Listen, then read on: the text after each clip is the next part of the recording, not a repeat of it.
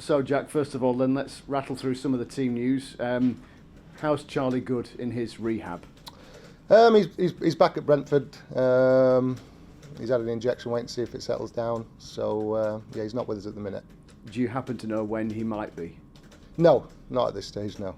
Is it something, given everything else, I suppose I'm duty bound to ask if he's done for the season, I suppose? Can you see him playing again? We're hoping not. I think we're waiting to see how the last procedure went, and we'll probably know more in a couple of weeks, see if it's settled down. John Fleck, how's he?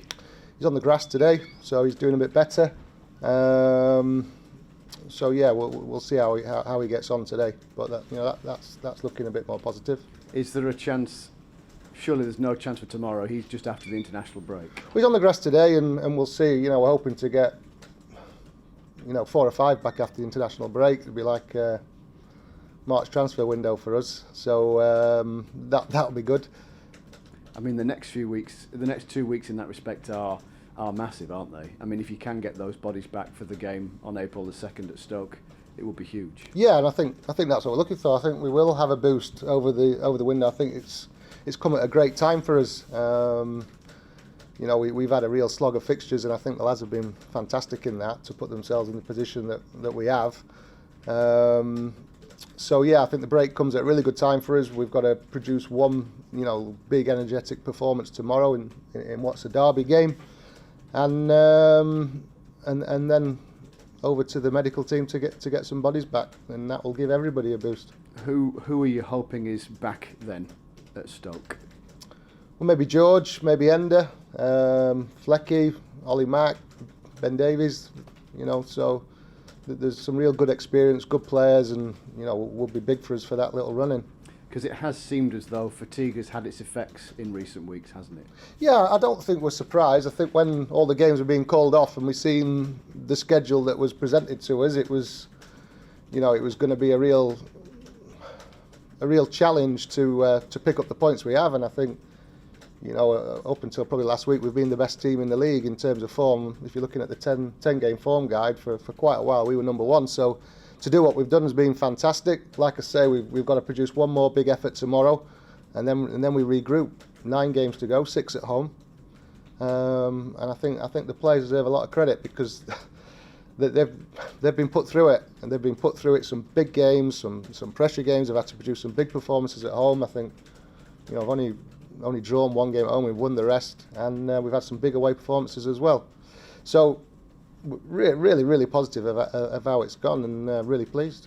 And you're also in that quandary. It's kind of a nice quandary to have, but one we know that you didn't want, where you've got these academy players that are just there, but it's that dilemma. Can we chuck them on now? Are these the right circumstances to put them into games? If it was a senior player, you'd be like, right, let's make changes. Yeah, well, yeah, and I think it's been needs must. I think we've had 8 academy boys involved in the last couple of games, and that's fantastic. But there's been some really good work done, within the academy, and the way we work the boys, we put them, through a really tough program. So they're mentally the tough kids. I think the lads who go out on loan, that's always gets commented back from the loan clubs. No, these are really tough kids, good kids, and very resilient bunch. So obviously, I think circumstances has accelerated those opportunities, but that's not to say in our minds they're not going to be big players for us in the future. No. Elaborate on that then. What do you do when some of these players, because they're only like 17 of them, aren't they? And they've been out to, say, Bradford or somewhere. How do you get them in that state of mind then? We're given a really tough programme that they come through, the day-to-day stuff. We're always on the edge of physical outputs and the demands we put on them. I think the coaching's excellent, but it's certainly not I don't know if you can use the word soft, but a loose environment where lads can just coast through the day. It's not. I think the best developers over time can improve character. I think when I first went into coaching, I think I mentioned it before. I texted everybody on my phone who'd played. What is the key? What is the key qualities to the best players you've played with, and it's character. It is. So in your programme, you've got to find a way of developing that, as well as teaching the game. Because again, that must be quite the balance as well between being regimented sort of sergeant major types in their development, but actually making sure that they are that managed, they know what they're doing. They've got to know you care about them, and we do. You know, it's not sergeant major. It's not like that. I don't think that's how you get the best out of people. You know, there's got to be a genuine care about the people you're working with, but that genuine care means that you push them out of the comfort zones a lot because you want them to do as well as they can. Changing tack, Lee Bowyer this week suggested at least, or was wondering off the top of his head, that Andre Wisdom was training with the Blades. Is that true? Yeah, that's true. Yeah, he's training, and we'll see how he gets on. Right? So how long has he been here? When might a decision on his continued involvement be made? He's been here a couple of days, and you know, I think it'd be a week or so before a decision was made.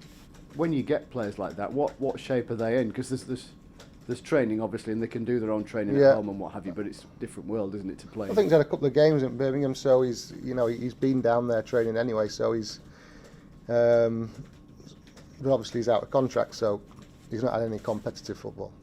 He'd be a good player to get involved, wouldn't he? He's been around. He's obviously played a bit for Liverpool and quite a bit for Derby, etc. That's why he's here. Yes, you know, sure. It's not just for a favour. It's we're looking obviously with the injury we've had across the back that could we add some experience, and that's the mindset behind bringing him in. And would that? I appreciate I'm fishing here completely. Yeah. And would that be a short-term kind of thing? Just get through to the summer and see how we go, or could there be something sort of longer term? I suppose it depends how well he does, and that'll be down to Eki and where he sees him long term.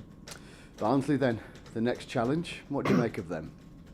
I went Tuesday night. I thought they were quite good. They've had a little bit of an upturn in the last few weeks, and they're a team that we've got to be ready for. Like I said, they've had a little upturn in form, and it'll be a good game. Psychologically, they're on their uppers right now. They believe they have a chance, whereas perhaps a month or so ago they didn't, I suppose. Yeah. Does that put a different slant on it for Sheffield United? No. We're, like I say, we've got 9 games, 6 at home. We've been brilliant at home, and we've got to go and produce a top energetic performance against them if we're going to win. And that's the focus. I think we're probably focused on our performance, and we've tended to do that a lot, especially at home with the fans behind us. I think it's fair to say we've produced some really, really good performances, but we'll have to find some energy, and I think it's that. If you look back when you were playing, you're doing a tough running session, you get that one last run before you get a shower. It's like that. We've got this one last game before we go and get a well-earned break, and we'll get energy from that, I think. To that end then, Barnsley played on Tuesday. You went to watch. Blades obviously played on Wednesday. How much does that concern you that it might be a factor? No, we got good characters who can deal with that. Who stood out for you then on Tuesday? It was a good performance, wasn't it, against Bristol City? So who stood out for you for them? I thought the striker did quite well. I'm looking at where we can hurt them really, and that's a little bit my job when I'm going. And Paul and Eki and Macca were looking at their threats, if you like. So listen, they've got 1 or 2 good players. I think they're doing better as a team. I think that they've conceded less big chances than they were since the new manager came in November. And they're conceding less goals per game. They've got an upturn in points. So as a unit, they're better. So when we're looking at them as a team really. And I think we've got enough to hurt them. But we've got to be aware of 1 or 2 of their threats that are doing quite well. We've had a couple of good loan signings come in and who have done well. We've got to make it about us, really. And it is, well, from Sheffield United's perspective, it's one of those where you'd hope for that last push from the terraces as well, wouldn't you, before that break? If there is any sort of elements of fatigue, it's a derby match, fans being patient. Yeah, absolutely. I think the fans helped us through the Blackburn game. I think that was a special night really. How the fans dragged us through that. It was it was a real special night to be involved in, and I said that all the time. We've got to ignite the fans and give them something to shout about. I think we've done that. If the whistle goes 2:30 on Saturday and we've won, we're fourth, so the incentive's there. And they will need a bit of help, the players. They have had a right slog of games, and it was Wednesday night and Saturday. If the fans can inject a bit more energy into us, that wouldn't half help. Just finally, when we spoke to Paul last in the aftermath of the match at Blackpool, did you get feedback? Did he get the feedback from the referees as to why the goals were disallowed? Because it's obviously the debate has raged about onside, offside, fouls in the build-up. Have you had their response? No, I think went to find them and they're gone, and I think probably good that they had.